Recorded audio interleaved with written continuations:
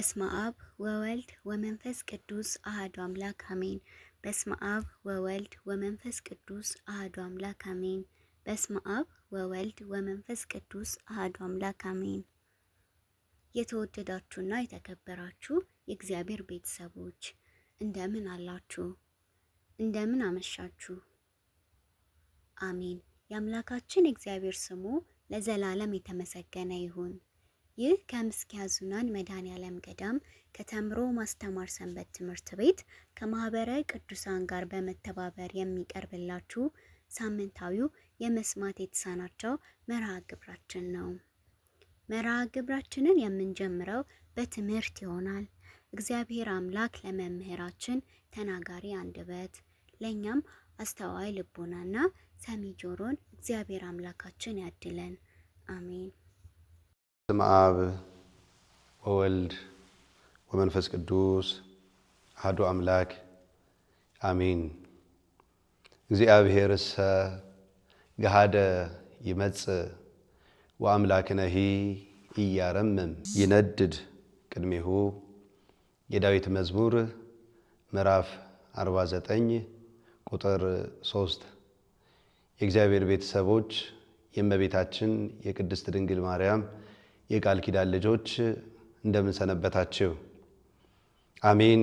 ለዚህች ዕለት ለዚህች ሰዓት ያደረሰን አምላካችን ለስም አጠራሩ ክብር ምስጋና ይግባው። እግዚአብሔር በገሃድ ይመጣል፣ እሳት በፊቱ ይነዳል፣ እርሱም ዝም አይልም የሚለውን ልበ አምላክ ዳዊት በ49ኛው ምዕራፍ በ3ኛው ቁጥር የተናገረውን ኃይለ ቃል መነሻ በማድረግ የዛሬውን ቃለ እግዚአብሔር እንነጋገራለን።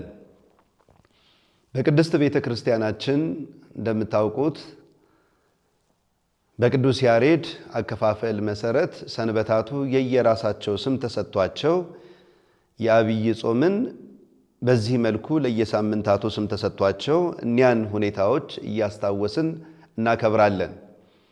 ባለፉት ሳምንታት የመጀመሪያው ዘወረደ፣ በማስከተል ቅድስት፣ ከዚያም ምኩራብ፣ አራተኛው መጻጉዕ፣ ዛሬ ደግሞ አራተኛውን ሳምንት አጠናቀን አምስተኛውን የምንጀምርበት የደብረ ዘይት ሰሙን ነው። ደብረ ዘይት ጾሙን የምናጋምስበት የመጀመሪያውን ግማሽ አካፍለን ወደ ቀጣዩ የምንራመድበት ነው። እንግዲህ ይህ ዕለት ደብረ ዘይት ስለምን ተሰኘ የሚለውን ጥያቄ መመለስ ይገባል። ቅዱስ ያሬድ በድጓው እነዚህን ሳምንታት ለእያንዳንዱ ስያሜ ሰጥቷቸው በዚያ መሰረት እንዲከበሩ ስርዓት ሲሰራ ይህ የጾሙ አጋማሽ ወይም ደግሞ የአምስተኛው ሳምንት መጀመሪያ ደብረ ዘይት የተባለበት አብይ ምክንያት ጌታችን አምላካችን መድኃኒታችን ኢየሱስ ክርስቶስ በደብረ ዘይት ተራራ ለደቀ መዛሙርቱ የምጽአቱን ነገር ስላስተማራቸው ነው። የደብረ ዘይት ተራራ ከኢየሩሳሌም በስተ ምስራቅ ይገኛል። በመካከሉ የቄድሮን ተራራ አለ። ከግርጌው ደግሞ ጌቴሴማኒ የተባለው በኋላ ላይ ጌታችን ኢየሱስ ክርስቶስ የጸለየበትን ቦታ እናገኛለን። የጸሎተ ሐሙስ ዕለት ጌታችን መድኃኒታችን ኢየሱስ ክርስቶስ የተያዘበት ነው። የእመቤታችን የቅድስት ድንግል ማርያምም ሥጋዋ ያረፈበት ስፍራ በዚሁ የተራራ ግርጌ ይገኛል። ደብረ ዘይት የወይራ ዛፎች በብዛት የሚገኙበት ስለሆነ ደብር ተራራ ዘይት ወይራ በሚለው የዘይት ተራራ ወይም ደብረ ዘይት የሚለውን ስያሜ ሊያገኝ ችሏል። ይህ ተራራ ከሌሎች ተራሮች በተለየ በርካታ ተአምራት የተፈጸሙበት ቦታ ነው። ጌታችን አምላካችን መድኃኒታችን ኢየሱስ ክርስቶስ ከቤተ ክርስቲያናችን ምስጢራት አንዱ የሆነውን የምስጢረ ትንሣኤ ሙታን ትምህርት ያስተማረው በዚህ ቦታ ነው። በማቴዎስ ወንጌል ምዕራፍ 24 ቁጥር 3 ላይ እንደምናየው በኋላ ላይም ጌታችን መድኃኒታችን ኢየሱስ ክርስቶስ ሞትን ድል አድርጎ ከተነሳ በኋላ ደቀ መዛሙርቱን እየመከረ እያስተማረ ቆይቶ በ40ኛው ቀን ወደ አባቱ ያረገው በዚሁ በደብረ ዘይት ተራራ ነው። በሉቃስ ወንጌል ምዕራፍ 24 ቁጥር 50 ላይ ይህን ተጽፎ እናገኛለን።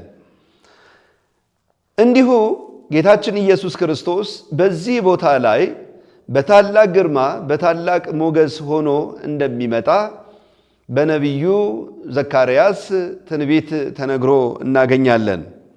በትንቢተ ዘካርያስ ምዕራፍ 14 ከቁጥር 3 እስከ 5 ባለው እግዚአብሔር ይመጣል፣ በዚያም ቀን እግሮቹ በኢየሩሳሌም ትይዩ በምስራቅ በኩል ባለው በደብረ ዘይት ተራራ ላይ ይቆማሉ በማለት ስለዚህ የደብረ ዘይት ተራራ ቀድሞ ተአምራት የተፈጸመባት ኋላም ጌታችን ኢየሱስ ክርስቶስ በታላቅ ግርማ በታላቅ ሞገስ ሲመጣ የሚገለጥባት ስፍራ እንደሆነች ይታመናል።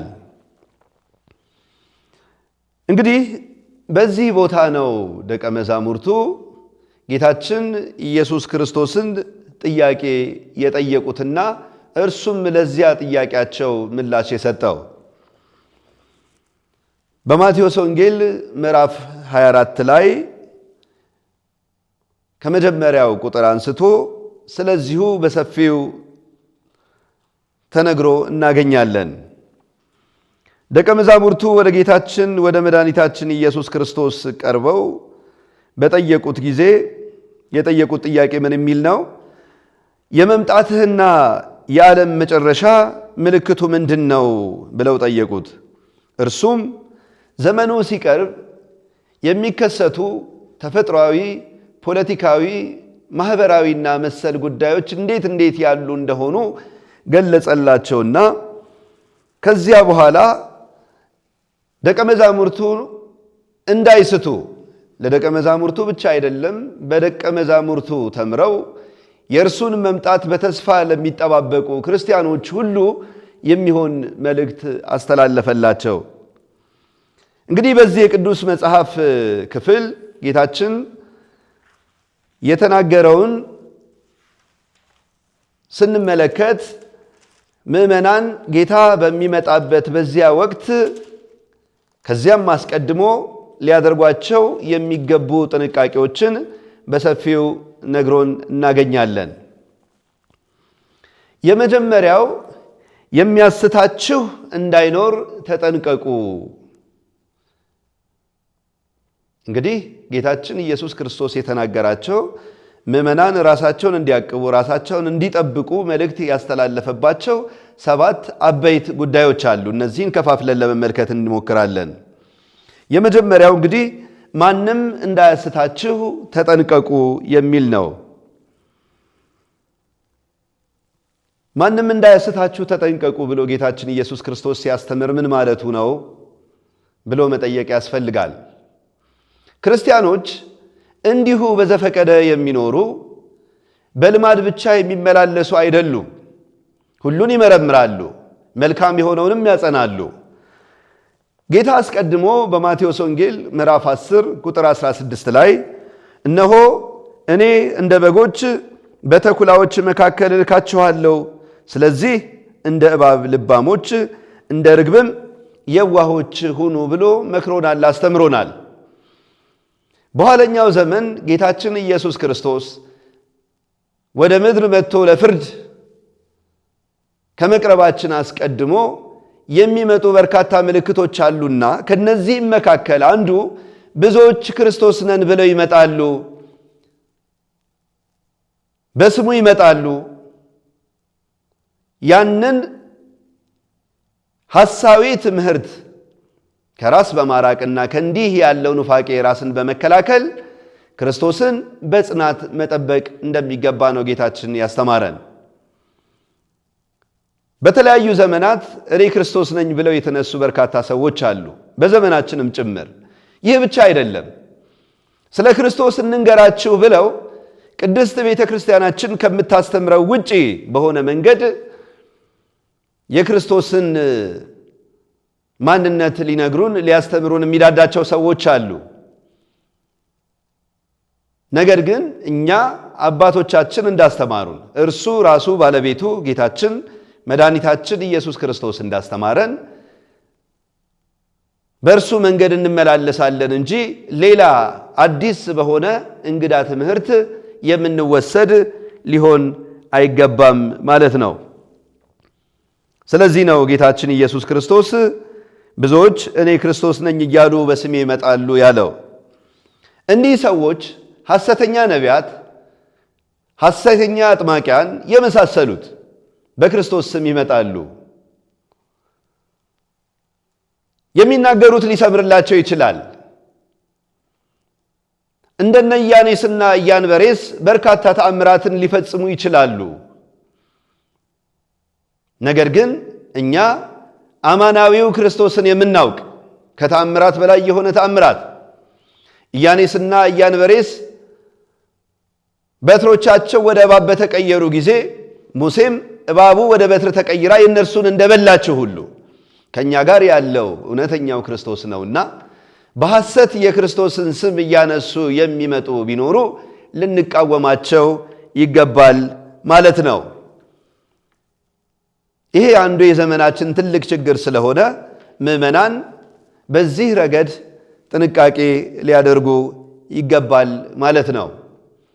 ጌታችን የተናገረው ሁለተኛው ታቀቡ ወይም ደግሞ ተጠበቁ ብሎ ከተናገረባቸው አበይት ጉዳዮች ውስጥ ሁለተኛው በዚያ ዘመን ጦርንም የጦርንም ወሬ ትሰሙ ዘንድ አላችሁ፣ ይህ ሊሆን ግድ ነውና ተጠበቁ፣ አትደንግጡ።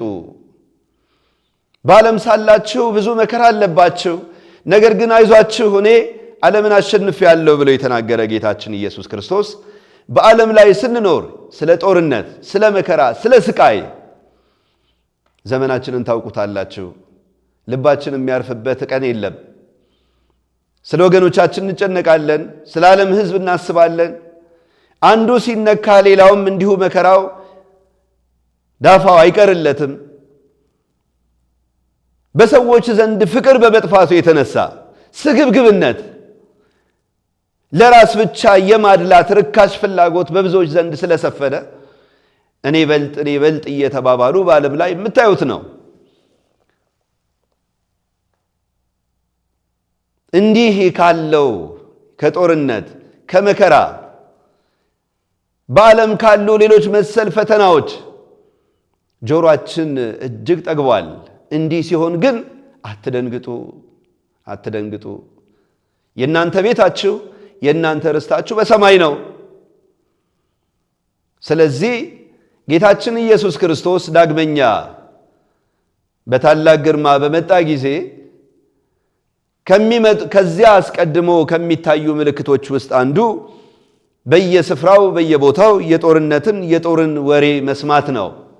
እንዲህ ሲሆን ግን ክርስቲያኖች ልቡናቸውን አጽንተው ሊጠብቁ ይገባል ማለት ነው።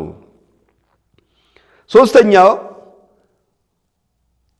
በ13ኛው ቁጥር ላይ ጌታ የተናገረው እስከ መጨረሻ የሚጸና እርሱ ግን ይድናል። እስከ መጨረሻ የሚጸና እርሱ ግን ይድናል ብሎ ተናግሯል። ክርስቲያኖች ክርስትና በመጀመር ብቻ የሚፈጸም አይደለም። ክርስትናን እንደጀመርን እስከ ሕይወታችን ፍጻሜ ድረስ በጽናት የምንቆይበት ሕይወት ነው። ስለዚህ እኮ ነው ቅዱስ ዮሐንስ በራእዩ ምዕራፍ 2 ከቁጥር 10 ጀምሮ እስከ ሞት ድረስ የታመንክ ሁን የሕይወትንም አክሊል እሰጥሃለሁ ብሎ የተናገረው። የሕይወትን አክሊል ለመቀበል ከክርስቶስ ዘንድ እውነተኛ ክብርን ለመቀበል ክርስቶስ በዕለተ ምጽአት በመጣ ጊዜ በቀኙ ከሚቆሙ ቅዱሳን ለመደመር እስከ ፍጻሜ ድረስ መጽናት ይገባል። ነፋስ እንደሚያወዛውዘው ሸንበቆ ልንሆን አይገባንም። እዚህ ቦታ አንድ አጥማቂ መጥቷል፣ እዚህ ቦታ አንድ ባህታዊ መጥቷል፣ እዚህ ቦታ አንድ ነቢይ ነኝ የሚል ሰው መጥቷል ሲባል እንዲያው ዝም ብለን በነፋስ የምንራገብ ወዲያ ወዲህ የምንል ልንሆን አይገባም። የቤተ ክርስቲያን መሰረት፣ የሕይወታችን መሰረት ማን እንደሆነ እናውቃለንና ለእርሱ ታምነን በእርሱ ታምነን ልንኖር ይገባል።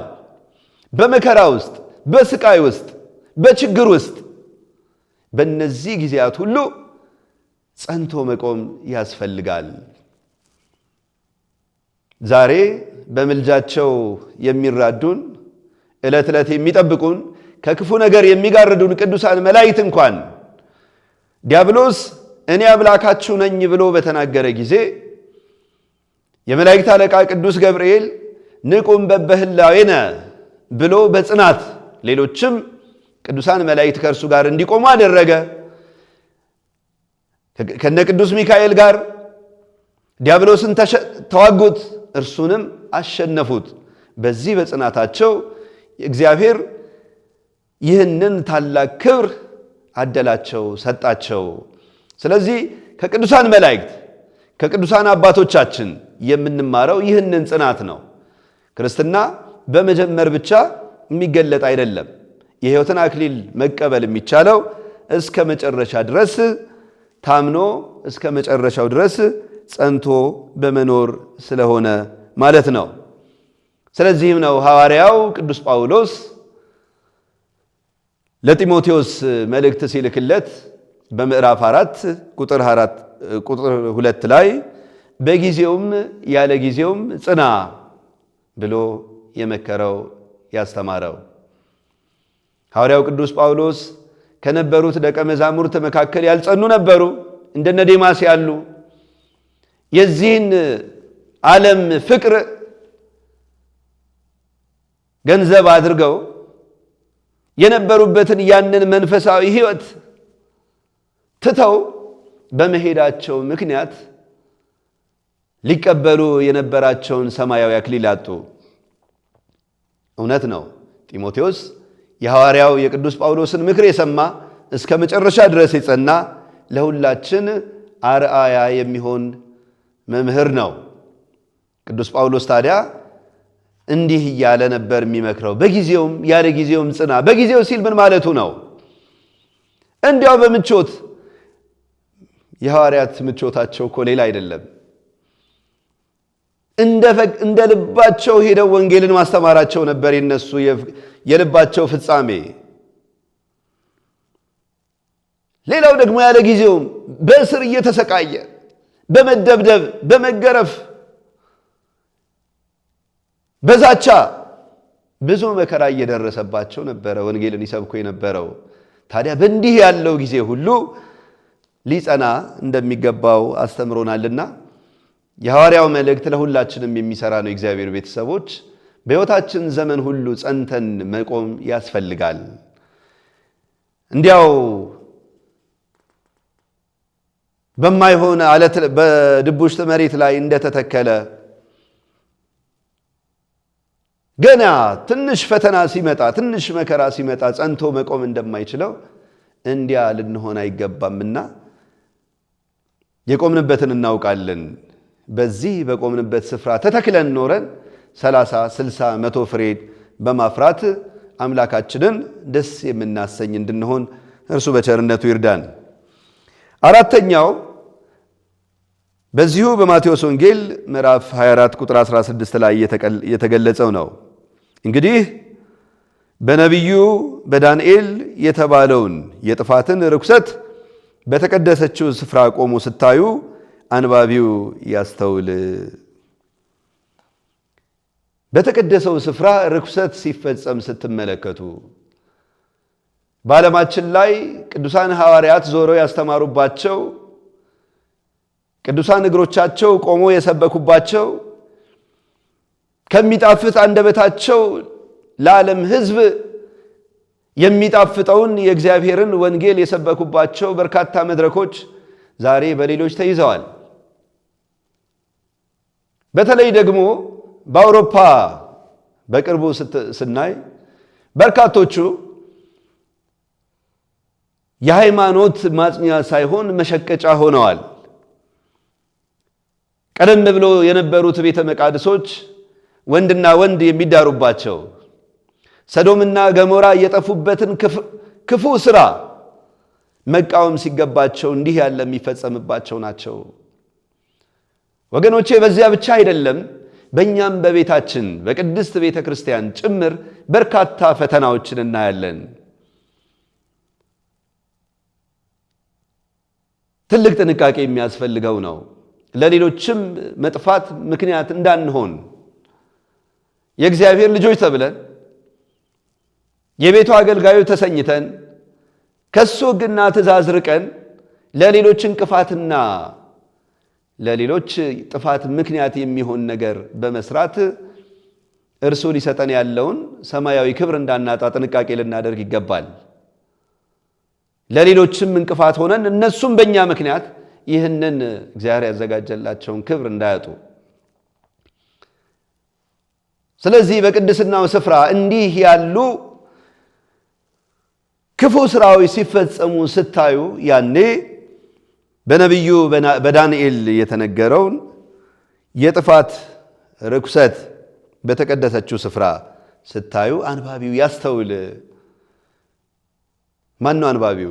ሐዋርያትማ እየተነገራቸው ነበሩ። ተመልከቱ፣ ይህ ለትውልድ የሚቀጥል መልእክት ስለሆነ በሐዋርያት ብቻ አልቀረም አይደለም። ጌታችን ኢየሱስ ክርስቶስ እኮ ለደቀ መዛሙርቱ ነገራቸው። እነርሱ ለእኛ ነገሩን፣ በአንደበታቸው ነገሩን፣ በጽሑፍ አቆዩን። ስለዚህ ነው ጌታችን ኢየሱስ ክርስቶስ እኮ ለሐዋርያቱና ለሚራዱት ሁሉ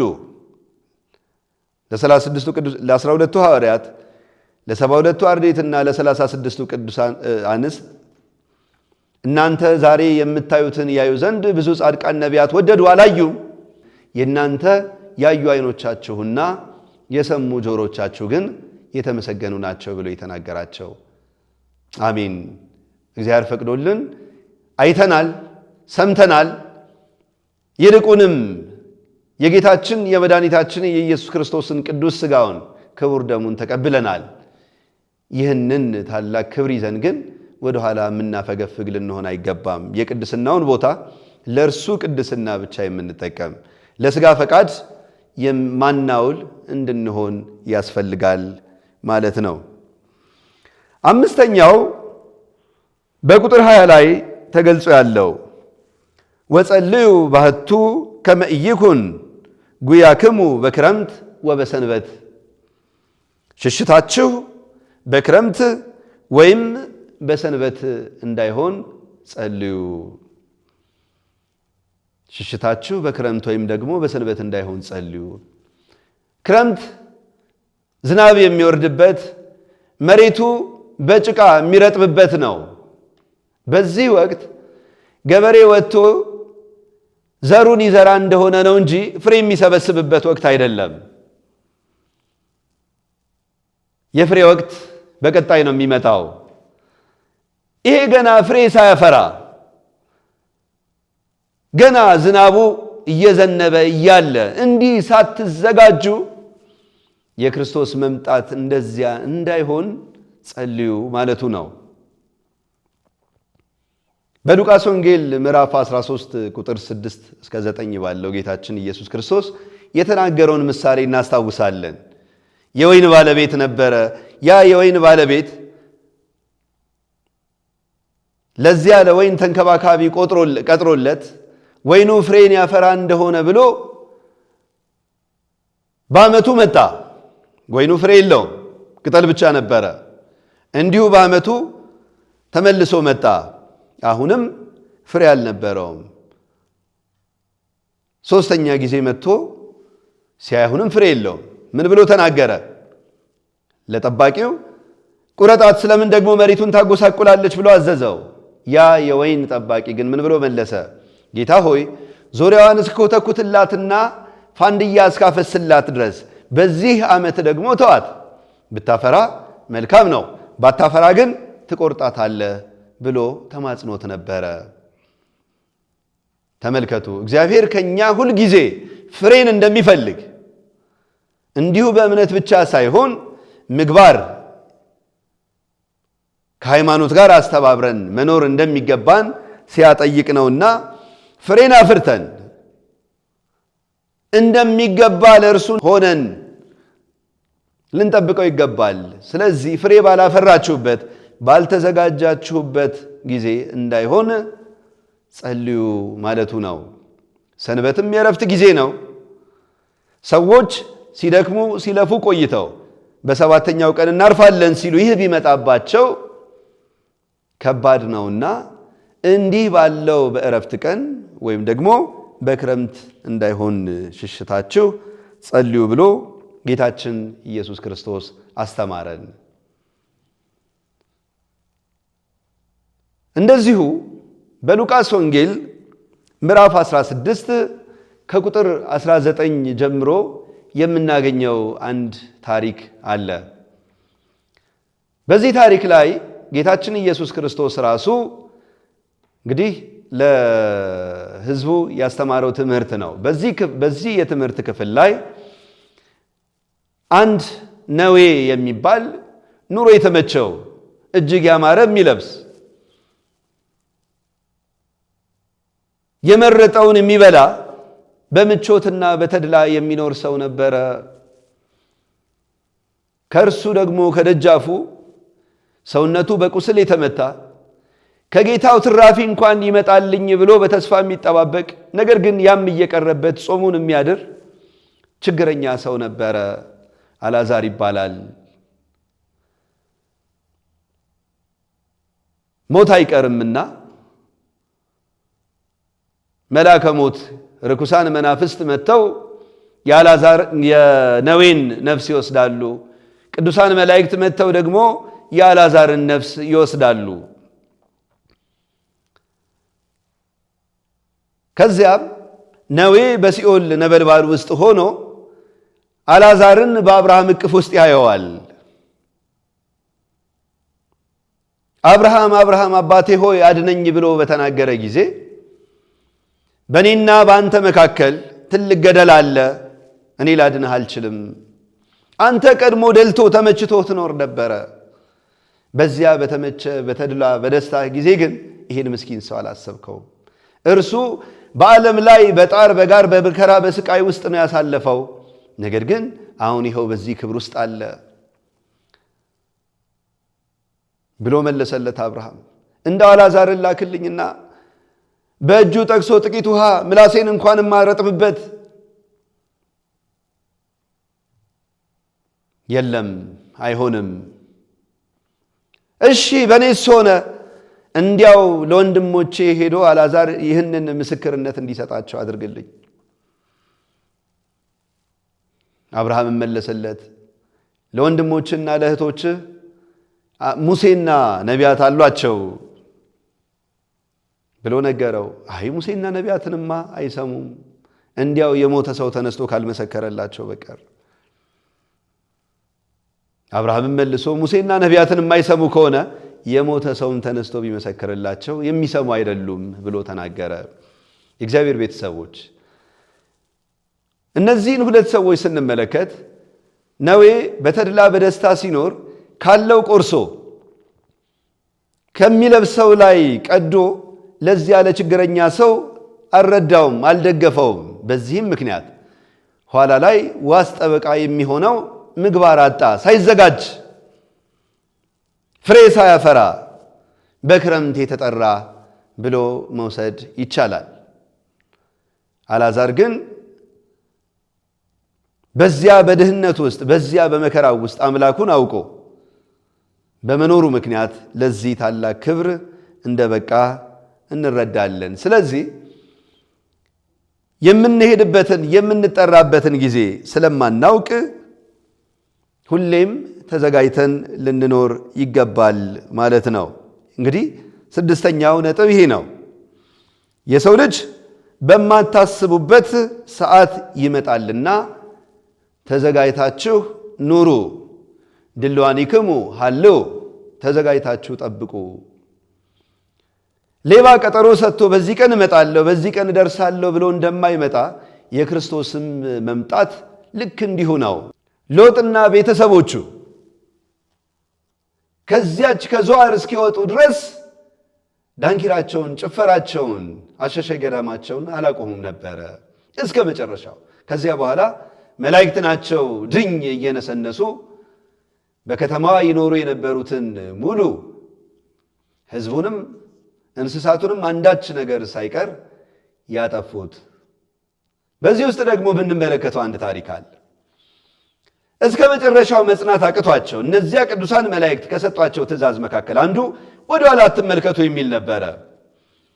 የሎጥ ሚስት ግን ልቧ በከፊል በሰዶምና ገሞራ ውስጥ ቀርቶ ስለነበረ ትእዛዙን ሽራ ወደ ኋላ ዞር ስትል የጨው አምድ ሆና በዚያው ቀረች።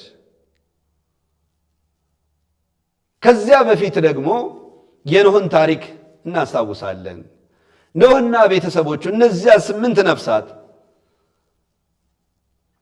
ለእግዚአብሔር ታምነው ትእዛዙን የሚጠብቁ ሆነው ስለተገኙ መርከብ ሰርተው በዚያ መርከብ እንዲጠለሉ እግዚአብሔር አዟቸው ነበር። ኖህና ቤተሰቦቹ እዚያች መርከብ እስኪገቡ ድረስ በዚያ ዘመን የነበሩ 7 ትካት ኃጢአትና ክፋት መስራታቸውን አላቆሙም ነበረ እስከ መጨረሻው ድረስ። ለክርስቲያኖች ግን የሚሻለን የሚበጀን ወደ እግዚአብሔር መመለስ ነው። በትንቢተ ኢዩኤል ምዕራፍ 2 ላይ እንደተነገረው አሁንስ ይላል እግዚአብሔር በፍጹም ልባችሁ በጾምም በልቅሶና በዋይታ ወደ እግዚአብሔር ተመለሱ። በፍጹም ልብ በመለወጥ ቅዱስ ዮሐንስ አፈወርቅ የሚናገረው አንድ አባባል አለው።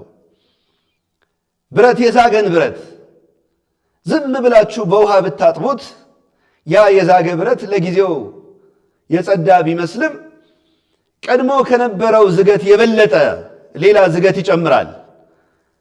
ነገር ግን ያንን ብረት በእቶን እሳት ውስጥ ብትጨምሩት ምን ይሆናል?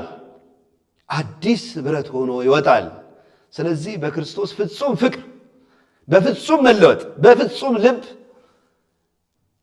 ልንቀየር ይገባል።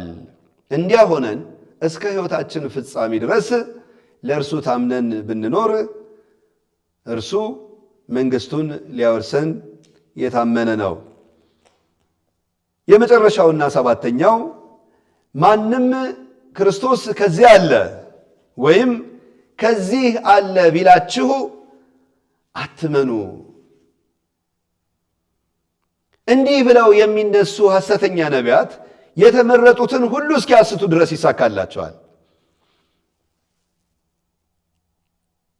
ቃለ እግዚአብሔርን የሚናገሩ የሚመሰክሩ፣ በቤቱ የሚመላለሱ፣ ከደጁ የማይጠፉ ብዙ ወንድም እህቶቻችን እኮ በዚህ ዲያብሎስ በሸመቀው ክፉ ሴራ ተጠልፈው ከቤተ ክርስቲያን ወጥተዋሉ።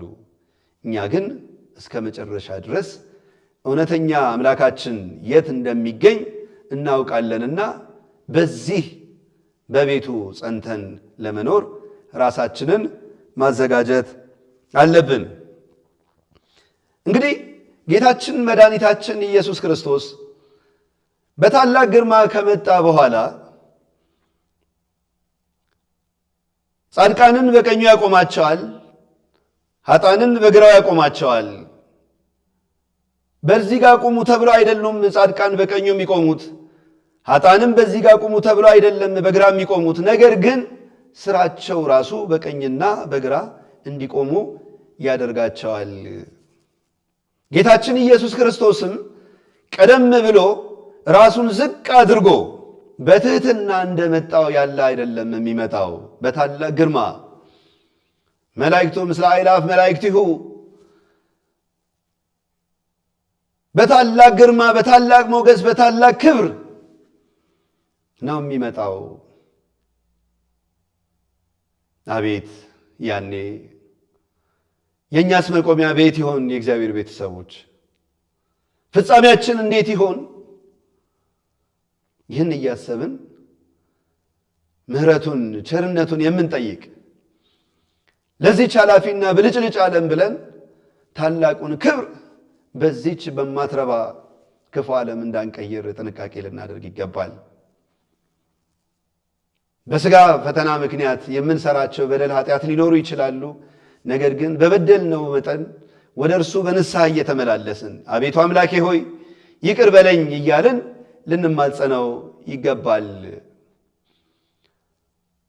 ኃጢአት በደል የሚባለው ደግሞ ምንድን ነው? እግዚአብሔር የከለከላቸውን እንዲህ አታድርጉ ብሎ የተናገራቸውን ነገሮች አለመፈጸም ብቻ ነው ወይ? በቂ አይደለም። ክርስቲያኖች እንዲህ ካለው ከክፉ ከመከልከል ተጋሃስም እኩይ ወግበር ሰናየ ከክፉ ነገር ሁሉ ተከልከል መልካምን ነገር አድርግ ተብሎ እንደተነገረ በዚህ ራሳቸውን ሊያነጹ እንደሚገባ ሁሉ ደግሞ ጌታ ሲመጣ የሚጠይቃቸውን ጥያቄዎች አንገታችንን ሳንቀልስ ፊታችንን ሳንመልስ መመለስ የምንችልበት ያንን ምግባር አስቀድሞ መያዝ ይገባል። በ25ኛው ምዕራፍ ላይ እንደምናየው ጌታችን ኢየሱስ ክርስቶስ ከመጣ በኋላ የሚጠይቀን ጥያቄ ምንድን የሚል ነው?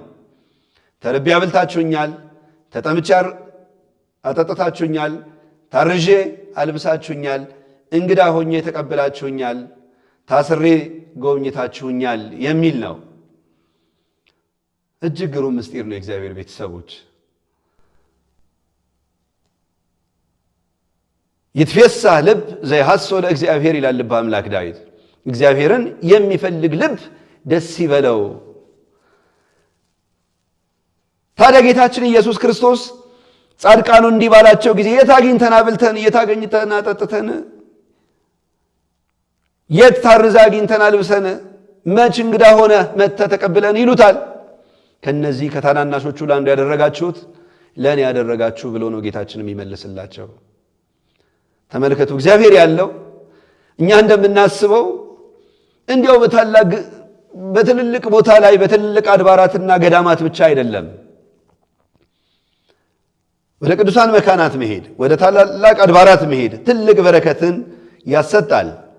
ነገር ግን ብዙዎቻችን የማናስተውለው እግዚአብሔርን የምናገኝበት ትልቁ ስፍራ ደግሞ በድሆች ዘንድ ነው።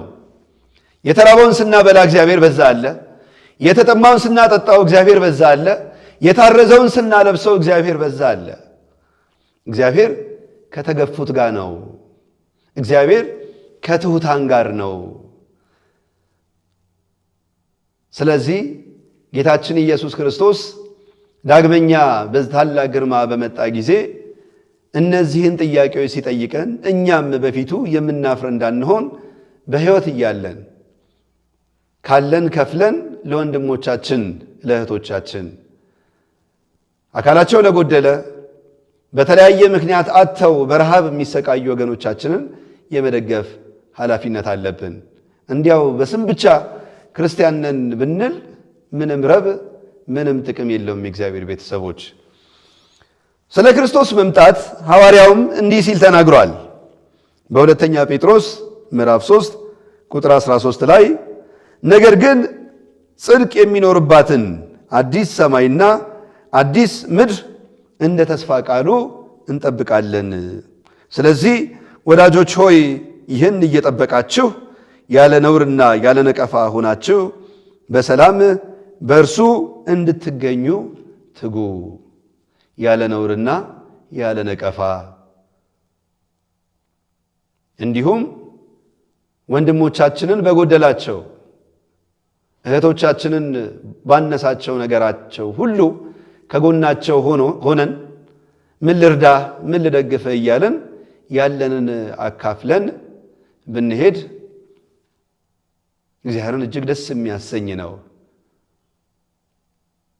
ከክፉ ከተከለከልን መልካሙን ነገር ካደረግን ጌታችን ኢየሱስ ክርስቶስ እናንተ የአባቴ ብሩካን ኑ ዓለም ሳይፈጠር አስቀድሞ የተዘጋጀላችሁን መንግሥት ውረሱ ይለናልና እኛም በሃይማኖት በምግባር ጸንተን በጎ ትሩፋት ፈጽመን እርሱ ጌታችን መድኃኒታችን ኢየሱስ ክርስቶስ ዳግመኛ በመጣ ጊዜ በቀኙ ከሚቆሙ ቅዱሳን እንዲደምረን የእርሱ ቸርነት የእመቤታችን የቅድስት ድንግል ማርያም አማላጅነት አይለየን። አሜን። መምህራችን እግዚአብሔር አምላክ ቃለ ሕይወትን ያሰማልን፣ ቃለ ሕይወትን ያሰማልን። አሜን። ከዚህ በመቀጠል የሰንበት ትምህርት ቤታችን መዘምራን መዝሙር ያቀርቡልናል። አብረን እንዘምር። ምሳሌው ደረሰ የአምላከ ምሕረት፣ ምሳሌው ደረሰ የአምላከ ምሕረት፣ ፍሬው ከገለባ የሚለይበት፣ ፍሬው ከገለባ የሚለይበት፣ ፍሬው ከገለባ የሚለይበት፣ ፍሬው ከገለባ የሚለይበት፣ ክብርን ተጎናጽፎ ዳግመኛ ሲመጣ፣ ክብርን ተጎናጽፎ ዳግመኛ ሲመጣ፣ ጻድቃንን ለመሾም ኃጥአንን ሊቀጣ፣ ጻድቃንን ለመሾም ኃጥአንን ሊቀጣ፣ ጻድቃንን ለመሾም ኃጥአንን ሊቀጣ፣ ጻድቃንን ለመሾም ኃጥአንን ሊቀጣ፣ ለአብርሃም ለይስሐቅ የሰጠኸውን፣ ለአብርሃም ለይስሐቅ የሰጠኸውን፣ ዛሬም ለልጆች ስጠን ተስፋህን፣ ዛሬም ለልጆች ስጠን ተስፋህን፣ ዛሬም ለልጆች ስጠን ተስፋህን፣ ዛሬም ለልጆች ስጠን ተስፋህን። ለመዘምራኑ እግዚአብሔር አምላክ ዝማሬ መላእክትን ያሰማልን፣ ዝማሬ መላእክትን ያሰማልን። አሜን።